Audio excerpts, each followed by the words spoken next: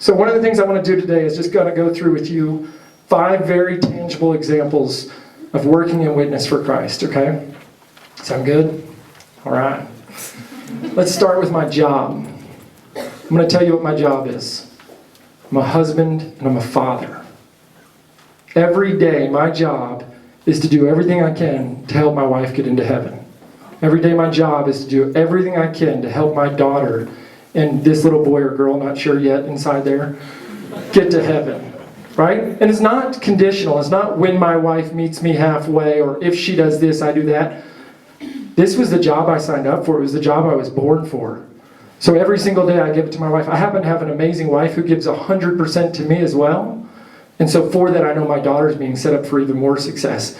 But I want you to know what your job is, okay? So now let's talk about actually in the working environment. I spend a lot of my days coaching people, and coaching can be a lot of fun, right? It's motivating, it's digging deep, it's helping people to communicate better and to have breakthroughs in their work environment. But guess what also comes with that? The hard stuff. People get fired. People that we hire are not the right people for the job. Shame on me first, then my team, not that person, because I put somebody in a role where they weren't going to succeed. But at the end of the day, in the last 15 years, I've terminated a lot of people. I've terminated people this year.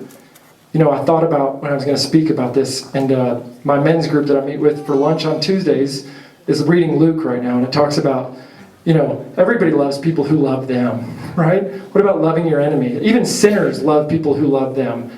Well, I think the same thing about company culture, and I think the same thing about working in witness for Christ as a leader. When it comes time to have really tough conversations, that's when you need to make sure that you don't sway. Don't sit here and tell me, oh, Christ is in my life because every time I get a big sale or something goes well, I say, thanks be to God. That's easy. Everybody does that. People who don't even believe in God say that part. What about the part where you have to have the really tough conversation? So let me tell you the change that I went through. Again, in my 20s, I was driven by ego, and I had trouble suppressing it. The same thing would happen when I would get ready to have to do a termination. I'd think to myself, oh man, I'm going to feel terrible if this person cries. I'm going to feel terrible getting ready for this. I'm so nervous. I'd drive home thinking, oh, that felt terrible. How am I going to blow off some steam? How can I deal with this? And listen to the one word I used over and over was I. Somebody just lost their job, and all I could worry about was how I felt going through that process.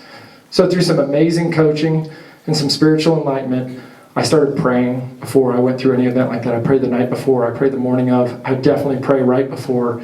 And I pray that the Holy Spirit will come and be part of that conversation and allow me to put myself in that person's shoes, to give them dignity, to give them respect, to help them to clearly see, no filter, what needs to happen next and how they can quickly rebound.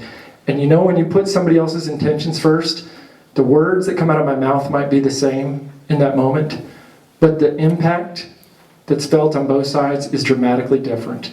So, another example of working in witness for Christ is making sure that Christ and the Holy Spirit are 100% a part of the hard stuff. Do not hide behind yourself or what corporate America tells you.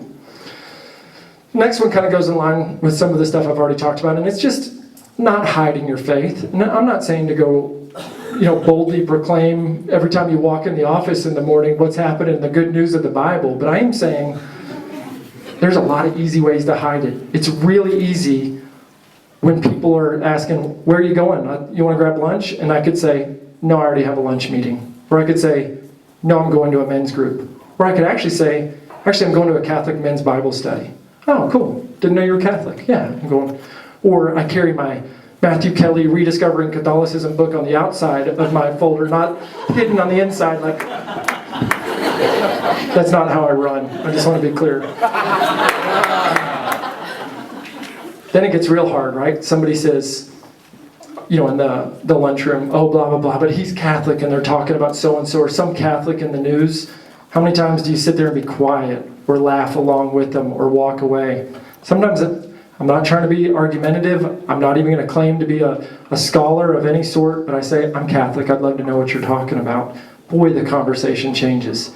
People start to lighten up and they realize that they're being gossipy and they realize that they're maybe not fully informed. So I just encourage people, don't be afraid of being both in your business world and Catholic. I know doctors who ask their patients if they want to pray beforehand. The patient can say no, the doctor's still going to pray. There's nothing wrong with being Catholic and in the workplace. Somebody emailed me one day and said, what do I do if somebody, takes that against me, doesn't want to give me a job because they know I'm Catholic, they see it on my LinkedIn? I say, cool, don't work there. Like, you just got an awesome answer. There's so many amazing places to work who are not going to put you in that bad situation. Call me, I'll network with you. Don't be afraid of being Catholic. I also like this one. People will join me for breakfast a lot. Well, I go to morning mass at 6:30, so I always say, I can meet you at Corner Bakery at 7:15, or you want to go to morning mass, it's at 6:30, it's just right here. Half of them say yes, and half say, I'll just meet you at breakfast. It's fine by me.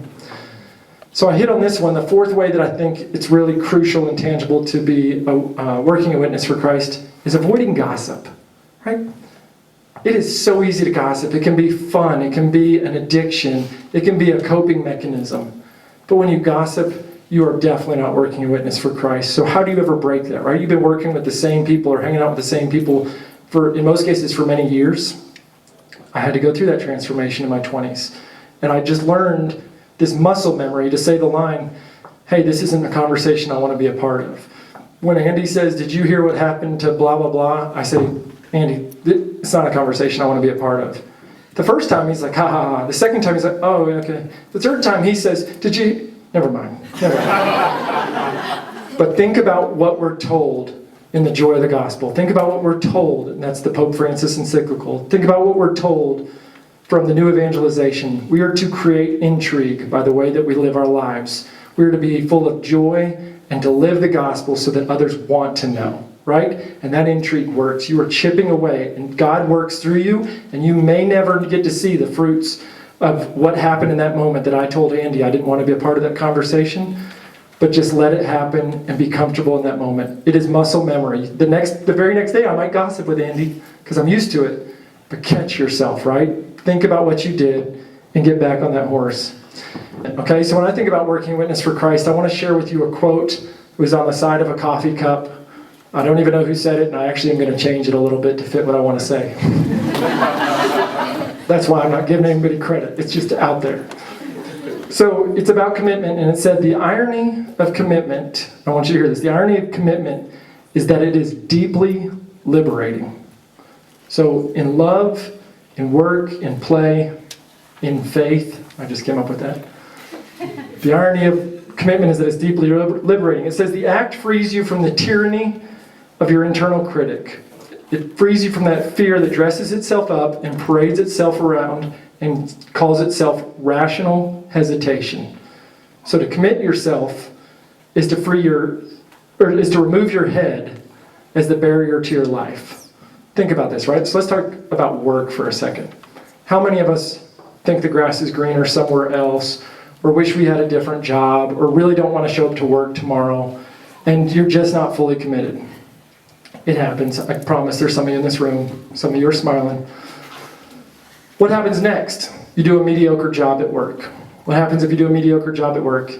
You don't really like it, you never excel, you never become passionate because you never become an expert. So you keep being mediocre and people start treating you mediocre, and then you keep thinking the grass is always greener, and you keep thinking you want to leave. Do you see how you never get out of this? It will never end.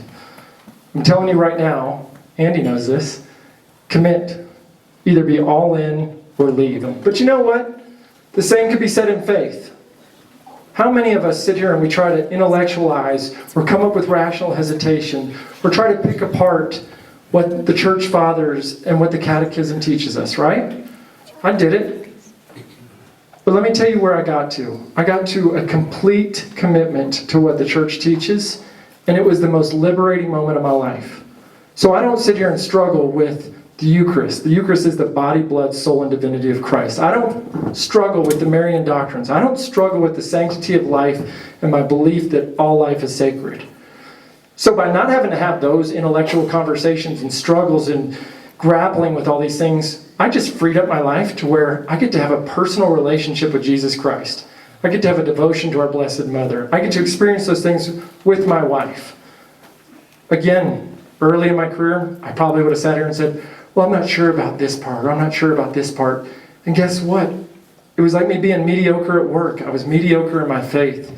It is so liberating. In the same way that I mentioned at the beginning that my job is to be a husband and father, that commitment makes it where I no longer have to worry about anything else, because that's the love of my life, and those kids are my focus with my wife. I don't have to worry about all the other distractions in life.